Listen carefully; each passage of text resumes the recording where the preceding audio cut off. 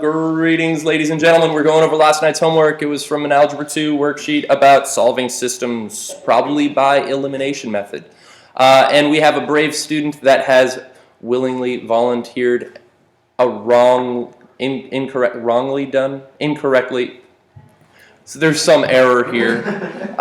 And I was doing a sour apple, so I was specifically looking for someone that had made a mistake. And so now we've got the class. All of us are trying to analyze what may the mistake have been. So we're trying to figure that out. So this is question, I'm not even on the right page. So let's see, everyone's eyes up here. We're all mathematicians. Is there anything that you guys see that we could immediately recognize as being an error on this?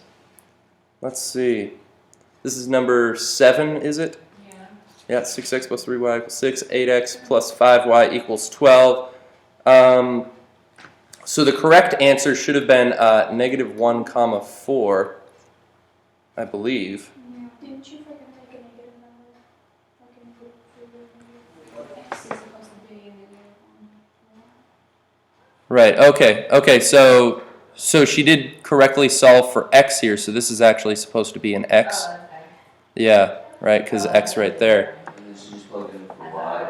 And then plugged it in for y, and that resulted in the error there. So so that was actually a simple mistake there. Clerical error, not so much mathematical, but that's fine. That's fine.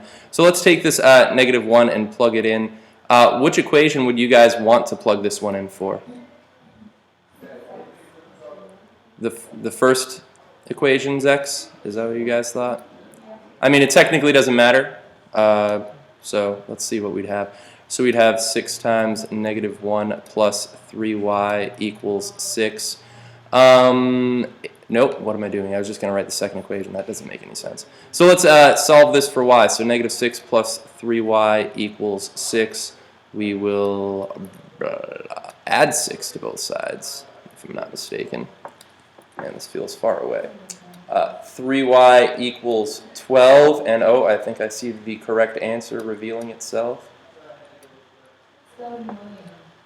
Yeah, well, at least it was a simple mistake. And good on us for spotting what the error was. Good job, team. Let's see, while we're here, let's analyze kind of the variables and figure out, do we even agree with which ones she originally had obtained opposite coefficients on? It looks like she went for opposites for the y's. What would the quote-unquote LCD have been for the x's here? 6 and 8. Yeah, 24. And between 3 and 5, it would have been 15. Yeah, so I would have chosen the y's as well. And it looks like she multiplied the top by 5 and the bottom by 3. Did you multiply the top by -5? Yeah, I just didn't Okay. Yeah, it was crammed in there a little bit. Okay. But yeah, she did account for making all of those negative, fortunately. Or you might have even added those after the fact, perhaps. I don't know. It looks like there might have been a faint plus sign vertical there. I don't know. I can't tell. I'm just making this up now. I'm not some sort of CSI math investigator or anything like that. So there's our first problem, number 7. I believe there was some challenge and difficulty on, was it number 8? Number 11. Oh, okay, we were doing odds, perhaps, or something. Wow, that is a peculiar answer. Interesting. Peculiar. Paste and blam. Okay, so this one perhaps scared us because of the fractions. You know what I probably would have done? Well, let's see. I would have committed fraction aside on this one, is what I would have done. X over 4 minus y minus 3 equals 1. The first thing I would have done is just gone through and killed all of the fractions on these. So what is the LCD, literal LCD in this case, between 4, 3, and technically 1? 12, yep. So the LCD is 12. So to commit fraction aside, if I wanted to, I don't know, murder all fractions for some reason because I'm a monster, you could multiply both sides by the LCD, and that would simplify and perhaps deal with some of our fears and pain. 12 divided by 4 is 3 times x is 3x. 12 divided by 3 is 4 times negative y is negative 4y. And 12 times 1 is 12. Let's see the next equation. I've got 1/3 x minus 4y ninths equals 4/3. So what is the LCD between 3 and 9 and 3? Yeah, so that's 9. And that happens to be the formula that I need, the little component in my genetic weapon that will target only fractions and kill them, right? It's going to break down their DNA at a molecular level and just make them fall apart. Yeah. So 9 divided by 3 is 3 times 1x is 3x. 9 divided by 9 is 1 times negative 4y is negative 4y. And let's see, 9 divided by 3 is 3 times 4 is 12. Now you might notice, these are kind of similar. If I might say so myself. And you would be correct in saying so yourself. But let's say I wanted to obtain opposite coefficients if I was solving by substitution between this x and this x. What would the opposite, what's the quote-unquote LCD between 3 and 3? 3, right? And between 4 and negative 4, what would the quote-unquote LCD be? 4. Okay, so let's go for opposite x's. I'll multiply this one by what to get a negative 3? Negative 1, perfect. So we'd have negative 3x plus 4y equals negative 12.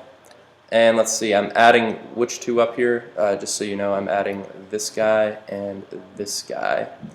I suppose I could have rewritten it for sake of ease.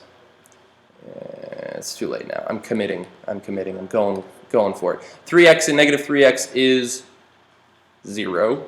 Negative 4y and positive 4y is 0. 0 plus 0 is 0.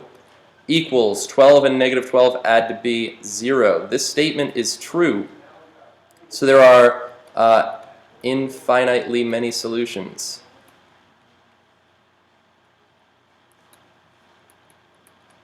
And specifically, those solutions are the solutions that exist on either of these equations. You could use the original format that you want. So it's the set of all x and y, all right, such that this equation is true, or this equation is true if you like this one better. You could even put it in y equals mx plus b if you wanted. Right, so it's not every combination of x and y that works, it's just every combination that exists on that line that works, because I think you guys agree there's there's infinitely many points on the coordinate plane, but there's also infinitely many points on a line within that coordinate plane. So that's what I'm referring to right there. So that's, I actually really like their way to write that answer. But you could have also just said like 3x minus 4y equals 12 or something like that. And I might let that fly. Now, question, just a test of some of our vocab. Is this consistent or inconsistent? Yeah, it is. And do you guys remember what consistent meant? Anybody? At least one solution, so it's consistent, I agree. And is it dependent or independent? It's dependent is when there's infinitely many solutions. Independent would be exactly one solution.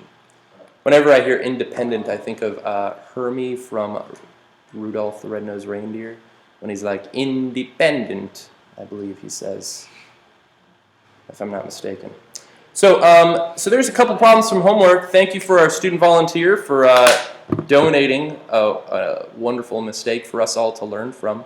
And there's some vocab. We're good. Actually, wait, time out. Let's talk about this first problem. Was this one consistent or inconsistent? Consistent because there's at least one solution. And is it dependent or independent? Independent because there's exactly one solution. Independent. Let's see. Yeah, okay. I think I spelled that good. Yep. All right. Bye, Internet. Bye-bye.